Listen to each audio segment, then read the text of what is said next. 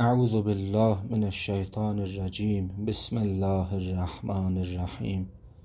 الحمد لله رب العالمین و صلی الله علی سیدنا و مولانا محمد و آله الطاهرین و اللعنة علی اعدائهم اجمعین الی قیام یوم الدین. السلام علیک یا بقیة الله. عرض سلام و ادب و احترام خدمت سروران معظم و مخاطبین محترم. در ادامه مباحثمان در شرح حدیث اول کتاب شریف اصول کافی توسط جناب ملا صدرا اعلی الله مقامه الشریف رسیده بودیم به این فقره که در روایت شریف خداوند متعال خطاب به عقل اول فرمود: ما خلقت خلقا هو احب الی منک. جناب عقل اول، من هیچ مخلوقی محبوب تر از تو نیافریدم. ولا اکملتک الا فی من احب، و تو را به کمال نمی رسانم مگر در کسی که دوستش دارم.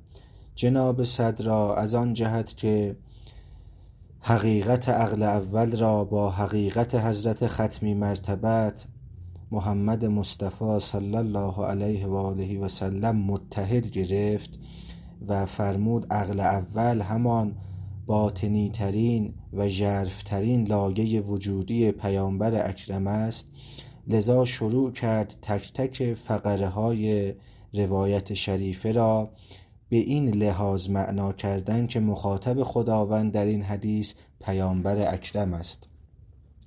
چند فراز رو پشت سر گذاشتیم. در فراز ما خلقت خلقا هو احب الی منک درباره بحث محبت خداوند به مخلوقات یک تحلیل عقلی و فلسفی جناب صدرالمتعلهین ارائه داد که ماحصل و نتیجهش این بود که خداوند متعال به ذات و بالاصاله خودش را دوست دارد و به تبع اینکه ذات خودش را دوست دارد آثار و افعال و جلوات ذاتش را هم دوست دارد، و چون مخلوقات آثار و جلوات ذات خداوند متعال هستند و نمایانگر کمالات ذاتی پروردگار، از این جهت محبوب خداوند متعال هستند.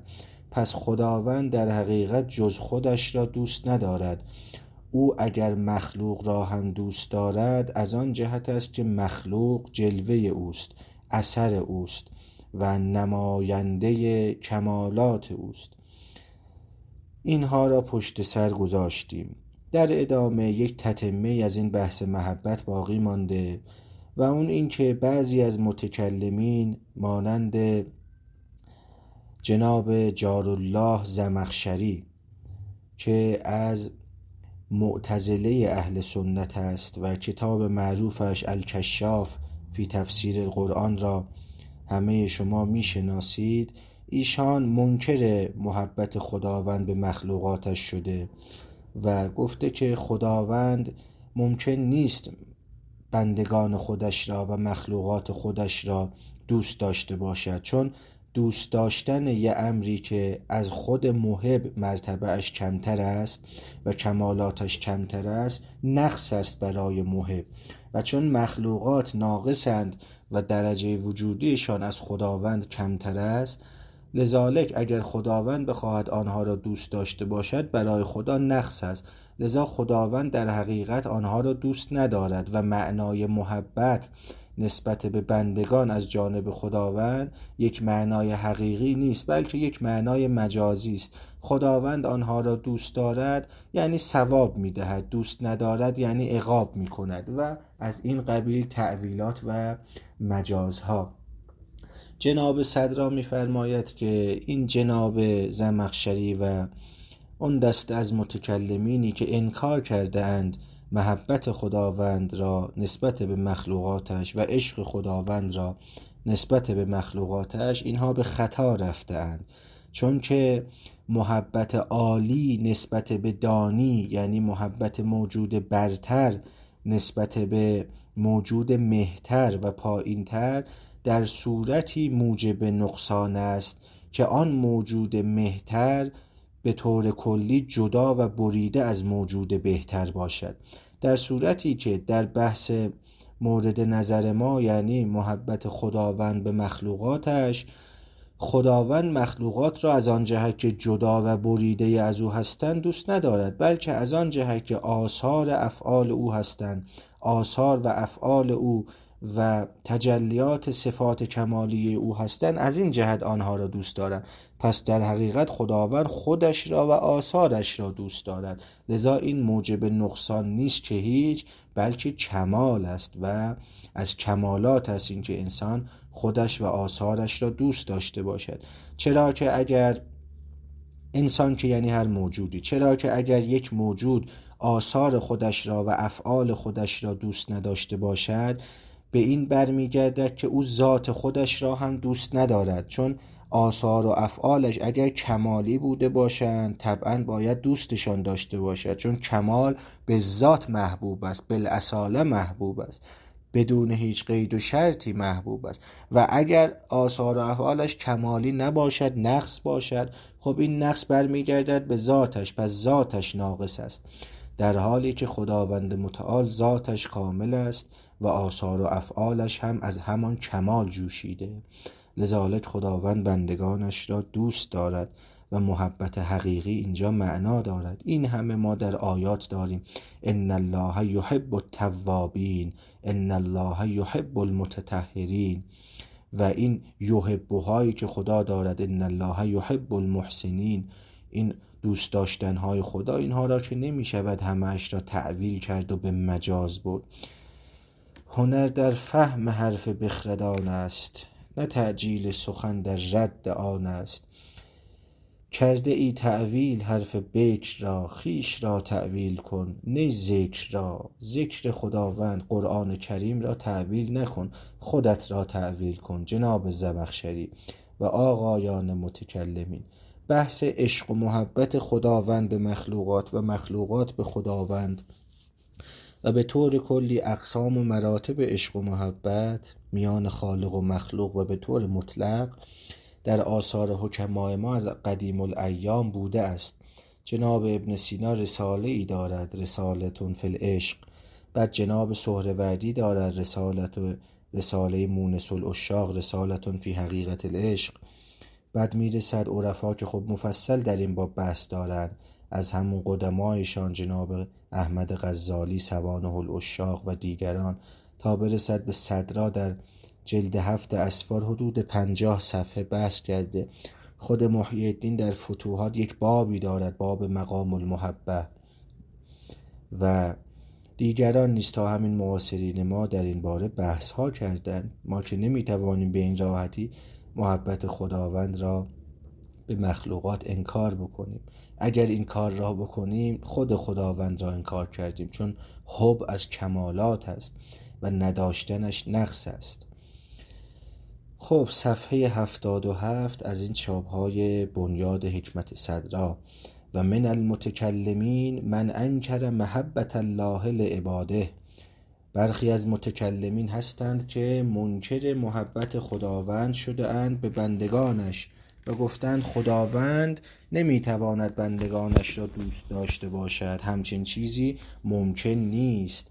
که زمخشری، مانند جناب جارالله زمخشری، گمانم متوفای قرن 5 بوده باشد. جارالله یعنی همسایه خدا، چون مدت زیادی در مکه مکرمه و در کنار بیت الله الحرام سکنا گزیده بود و زندگی میکرد، لقب جارالله گرفت، همسایه خدا، جارالله زمخشری.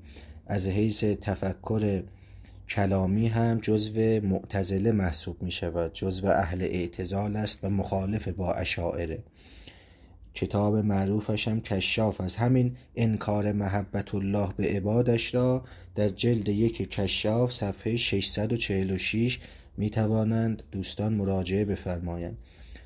مرحوم آقای قاضی در مباحث تفسیری، مرحوم عارف بزرگ میرزا علی آقای قاضی در مباحث تفسیر ادبی قرآن، ادبیاتی قرآن، به تفسیر کشاف عنایت داشت و این تفسیر را محضر مرحوم پدرش آقای اسد حسین قاضی درس گرفته بود و از قدیم الایام تا به الان از تفاسیر مورد عنایت از تفسیر کشاف، همچنین کتب دیگر زمخشری در علوم ادبی از قبیل نحو و صرف و بلاغت، خصوصا در علوم بلاغی کتاب اساس البلاغه دارد و دیگر کتاب‌ها پیوسته مورد اعتنا و بحث واقع شده. علی ای حال از شخصیت‌های قابل اعتنا بوده در تاریخ علوم اسلامی، خصوصا علوم ادبیات عرب.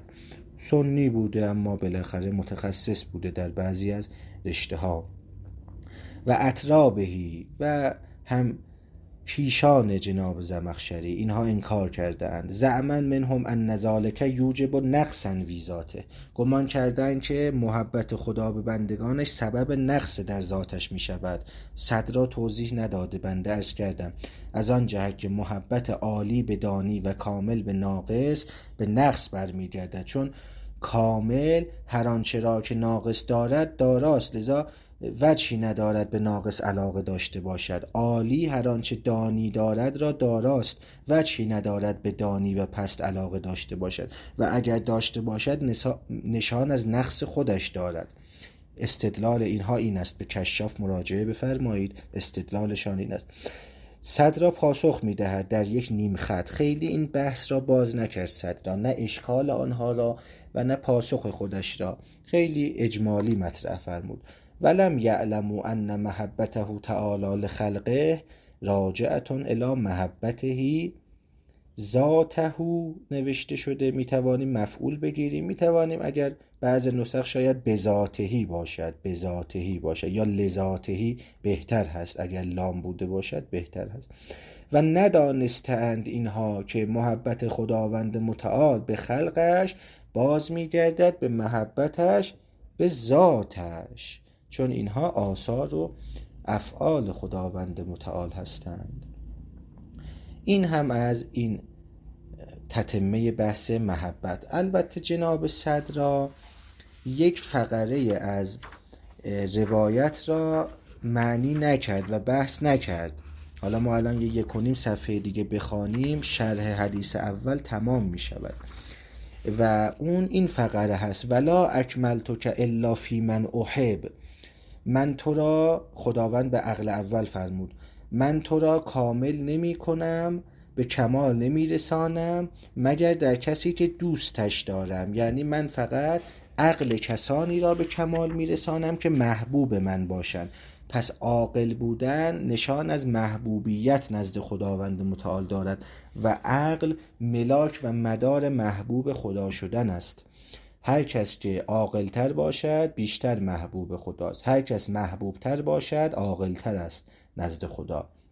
صدرا به این نپرداخت، حالا یا به جهت روشن بودنش یا بالاخره در هنگام نوشتن سهوی رخ داده، توجهش جلب نشده به این نکته. نکته بسیار مهمی است که خداوند متعال به عقل فرمود من تو را فقط در محبوبین خودم به کمال میرسانم. لذا عقل نشانه محبوب بودن بنده است نزد خدا، چنان که هر آن کسی هم که محبوب خداست عاقل است.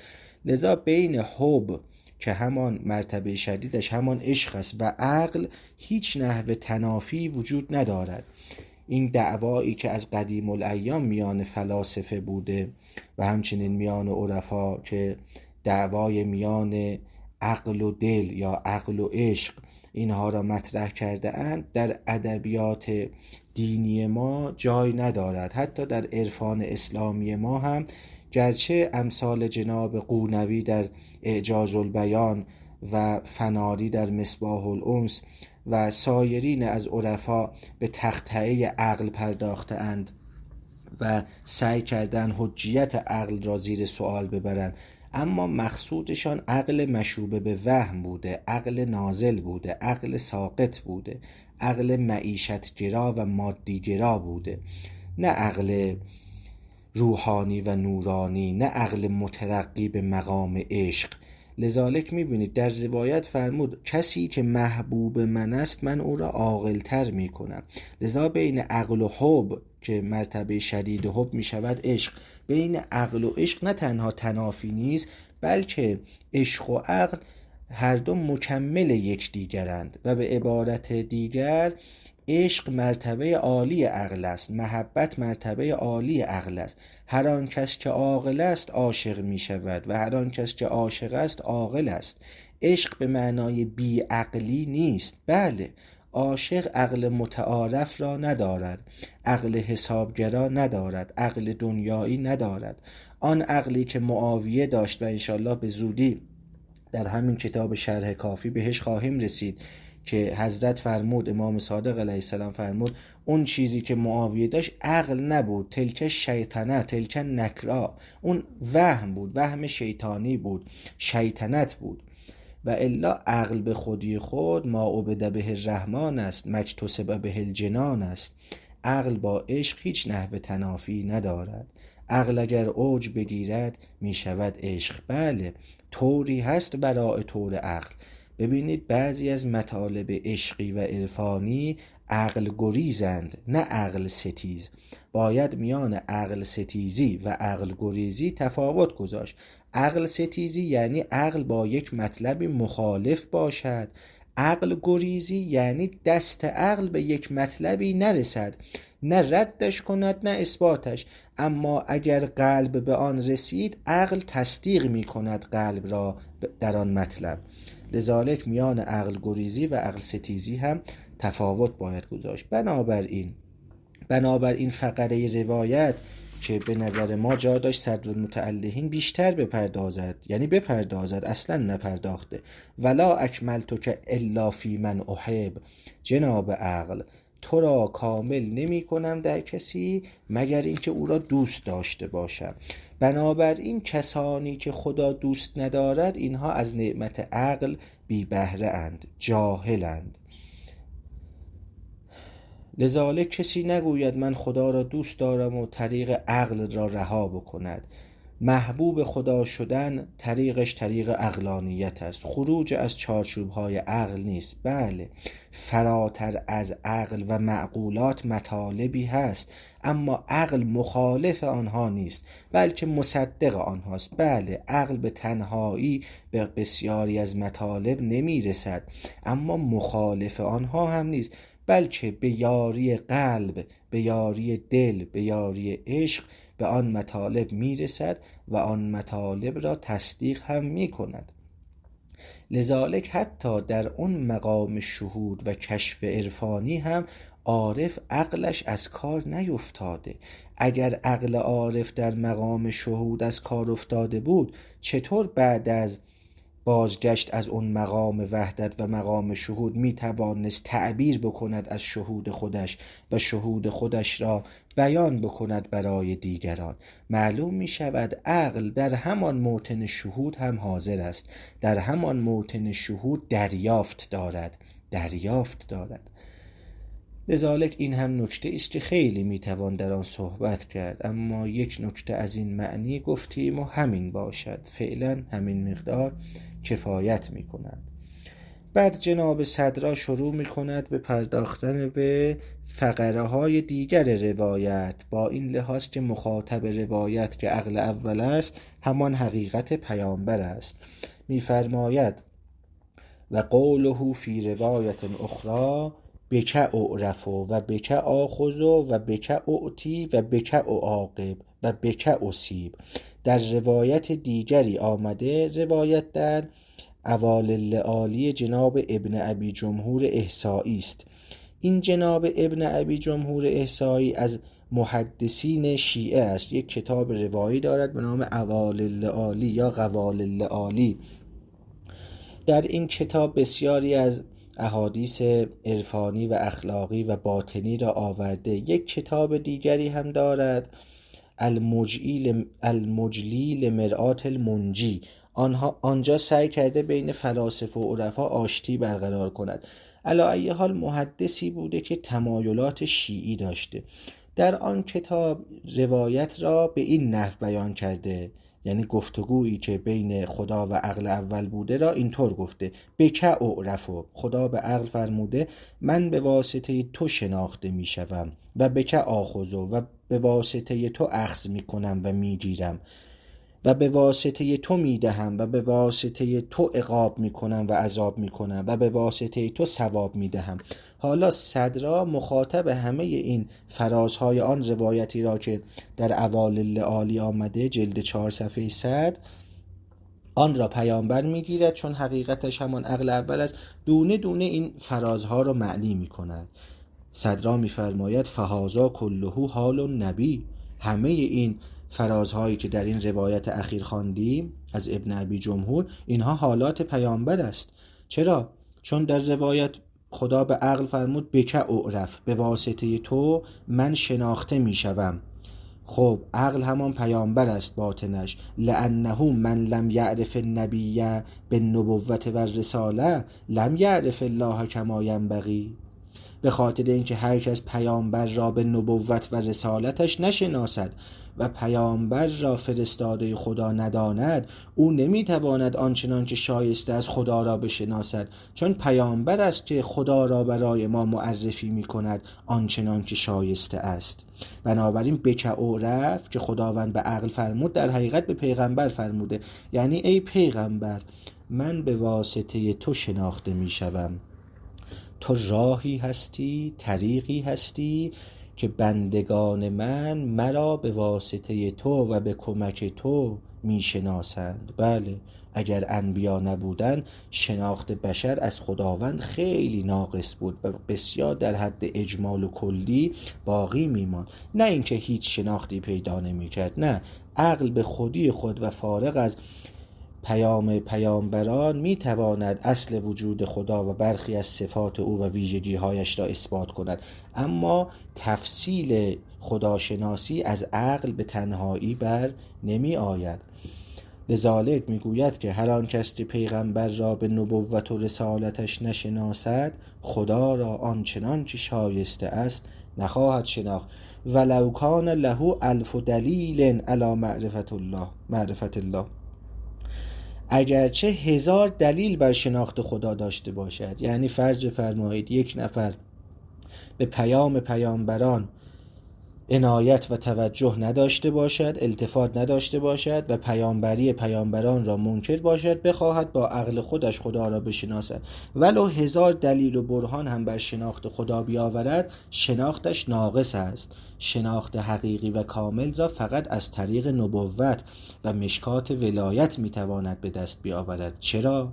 چون عقل به خودی خود ناقص است، محدود است، خدا نامحدود است و شناخت خداوند از طریق عقل هم بسیار ناقص و محدود خواهد بود. کسانی می توانند خدا را به خوبی به ما بشناسانند که با قدم مجاهده، ریاضت، کشف، سلوک، جذبه رفته اند، شهود کرده اند حقیقت خدا و اسماء و صفات او را، یعنی انبیا و اولیا، و اینها ارمغان شهودشان را برای ما آورده اند. لذالک شناخت عقلی خدا بدون تمسک و توسل به مشکات نبوت و مشکات ولایت ناقص است. این را چه کسی دارد میگوید؟ این را دارد صدرالمتعلهین میگوید. بله، که خودش جزو رؤسای فلسفه اسلامی است، دارد میگوید که ما باید از مشکات نبوت و رسالت شناخت حقیقی خدا را کسب بکنیم. لذالک این که خدا در آن روایت به عقل که همان پیامبر است فرمود بک اعرف، به واسطه تو من شناخته میشوم، به این معناست که شناخت من آنچنان که شایسته من است فقط از طریق توی پیامبر حاصل میشود. فمعناه به معرفتک اعرف، پس معنای این فراز از روایت این است که به معرفت تو، به واسطه شناخت تو است که من شناخته می شوم. ای من عرفک به نبوه عرفنی به ربوبیه، یعنی هر آن کس که تو را به پیغمبری بشناسد و پیام تو را به گوش جان بسپارد، مرا هم به ربوبیت و پروردگاری خواهد شناخت، چون شناخت توی پیامبر مستلزم شناخت من خداست، چون تو از من خبر می دهی و تو مرا به آنها می شناسانی. این از این فراز بعد بک آخذو، به واسطه تو میگیرم، اخذ میکنم، قبول میکنم. یعنی چه؟ و بک آخذو ای آخذو طاعت من اخذ منک ما اوتیته من الدین و شریعه، یعنی ای پیغمبر، ای عقل اول، ای حقیقت عقل اول، به واسطه تو اخذ می کنم، قبول می کنم طاعت و فرمانبری آن کسی را که از تو گرفته و اخذ کرده آنچه را که من به تو دادم و به او دادم، یعنی همان دین و شریعت. یعنی من به واسطه توست که طاعت و عبادت و فرمانبری بندگانم را قبول می کنم، اون بندگانی که دستورات مرا از تو اخذ کرده اند، دین مرا از تو گرفته اند. و بک اعطی، به واسطه تو اعطا می کنم و می دهم، ای به شفاعت که اعطی درجه لأهل درجات. ای پیغمبر، من به واسطه تو و به شفاعت توست که اعطاء درجه می کنم به اهل درجات، یعنی مراتب وجودی و کمالی را به واسطه تو می دهم به دیگران. و همه به شفاعت تو محتاجند، حتی انبیا، و اگر وساطت تو نباشد هیچ کس به هیچ کمالی نخواهد رسید. ای پیغمبر، چرا که تو حقیقتت حقیقت عقل اول است و عقل اول واسطه فیض است میان من خدا و بندگان من، ولو اون بندگان انبیا و اولیا باشند. پس تو واسطه ایصال فیض و فیض بخشی هستی به بندگان من. کما قال، چنان که فرمود، الناس یحتاجون الی شفاعتی، روایت از پیغمبر است، الناس یحتاجون الی شفاعتی حتی ابراهیم، مردم احتیاج دارند به شفاعت من حتی ابراهیم، حتی ابراهیم پیغمبر به شفاعت من پیغمبر نیاز دارد. لذالک اینطور نیست که شفاعت من مختص عده خاصی باشد، نه، همگان محتاج شفاعت منند، جماد و نبات و حیوان و انسان، انسانم همه انبیا و اولیا تا چه برسد به انسانهای دیگر، همه محتاج شفاعت من پیغمبر هستند. و این شفاعت البته شفاعت تکوینی است، چون پیغمبر حقیقتش به بیان صدرا داریم عرض میکنیم ها، چون از نظر صدرا و حکما حقیقت پیغمبر متحد با عقل اول است، لذالک عقل اولم تکویناً در نظام هستی واسطه ایصال فیض به مراتب مادون است. پس همگان در اخذ فیض از خداوند متعال محتاج شفاعت پیغمبرند. و بک اعاقب و بک اصیب، ای پیغمبر، ای عقل اول، من به واسطه تو عقاب می کنم و به واسطه تو ثواب می دهم. دقت می فرمایید دیگر صدرا دارد فرازهای این روایت اول کافی رو با یک روایت دیگری که در اوالل عالی آمده در گفتگوی خدا با عقل اول دارد فرازهاشو دانه دانه با این لحاظ که عقل اول همان حقیقت پیغمبر است معنا می کند، از فضای کلی بحث خارج نشویم. ای پیغمبر، من به واسطه تو عقاب می کنم و به واسطه تو ثواب می دهم. صدرا این را شرح می دهد. و ذالک قوله تعالی، این مفادش همان فرمایش این آیه کریمه است، آیه 81 آل عمران. و اذ اخذ الله میثاق النبیین لما آتیتکم من کتاب و حکمت ثم جاءکم رسول مصدق لما معکم لتؤمنن به و لتنصرنه. هنگامی که خداوند عهد گرفت، میثاق بست با پیامبران که من که به شما کتاب و حکمت دادم، سپس بعد از شما پیغمبری خواهد آمد. خداوند به همه انبیا بشارت ختمی مرتبت رو داد و به آنها فرمود که بعد از شما پیغمبری خواهد آمد، تصدیق خواهد کرد آنچه را که شما آوردید و شما باید به او ایمان بیاورید و اگر او را درک کردید او را یاری بکنید. بعد خداوند از همه پیغمبران پرسید که اقررتم و اخذتم علی ذالکم اصری، اقرار میکنید به این میثاقی که من با شما بستم؟ قالوا اقررنا، اینها اقرار کردند. قال فاشهدوا و انا معکم من الشاهدین، پس خدا و همون گواه باشید که من هم با شما از گواهانم.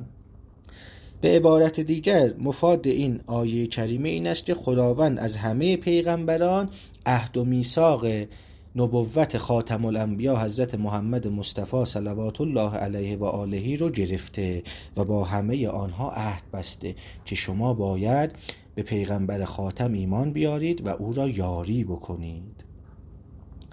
یک نکته بسیار لطیف و باریکی در این آیه کریمه است.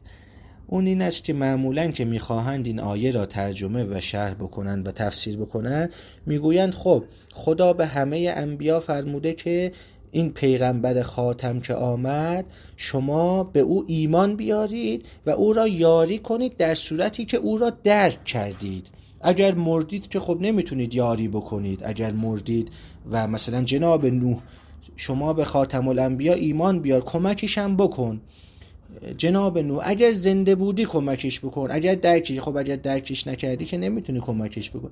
در صورتی که نه، معنا والاتر و عمیق‌تر است.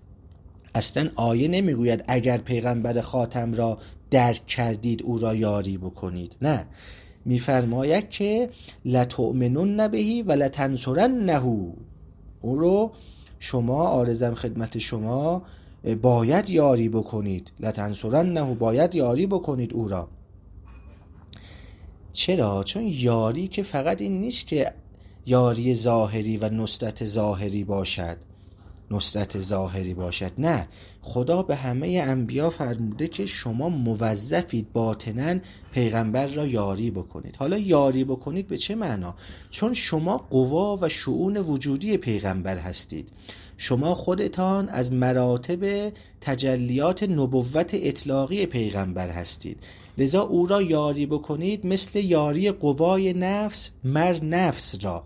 چنان که قوای نفس یاریگر نفسند در تحقق اهداف نفس، همه انبیا غیر از ختمی مرتبت هم قوای وجودی پیغمبرند و یاریگر او هستند در نظام هستی در تحقق اهداف پیغمبر. این خیلی لطیفه ایست شریف، به یاد ندارم جایی دیده باشم، به دلم آمد عرض کردم خدمت شما. پس لتنصرنه یعنی شما انبیا موظفید خاتم الانبیا را یاری بکنید. خب جا دارد انبیا بگویند خدایا ما که اگر مردیم، خب خاتم الانبیا زمانی میاد که ما زنده نیستیم، چگونه او را یاری بکنیم؟ میفرماید که بعضی گفتن یعنی امتهای شما در آینده. نه، خود شما باید یاری بکنید.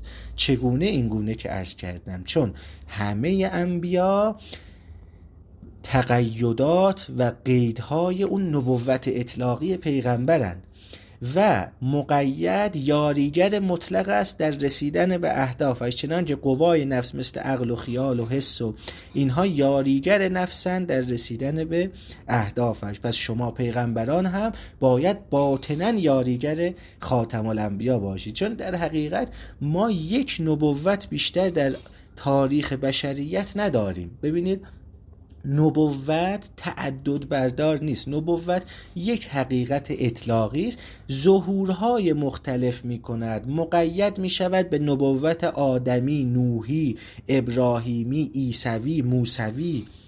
بله، مقید می شود ظهوراتش، و الا ما یک نبوت بیشتر نداریم و یک نبی هم بیشتر نداریم که اون نبی خاتم الانبیا محمد مصطفی است و اون نبوت یگانه هم نبوت اطلاقی اوست. ما بقیه انبیا شؤون نبوت او هستند، مراتب نبوت او هستند که به فراخور هر زمان و مناسب با اسم دهر در هر زمان ظهور کرده اند. فاغتنموا یا اولی الابصار هذه النکته الدقیقه.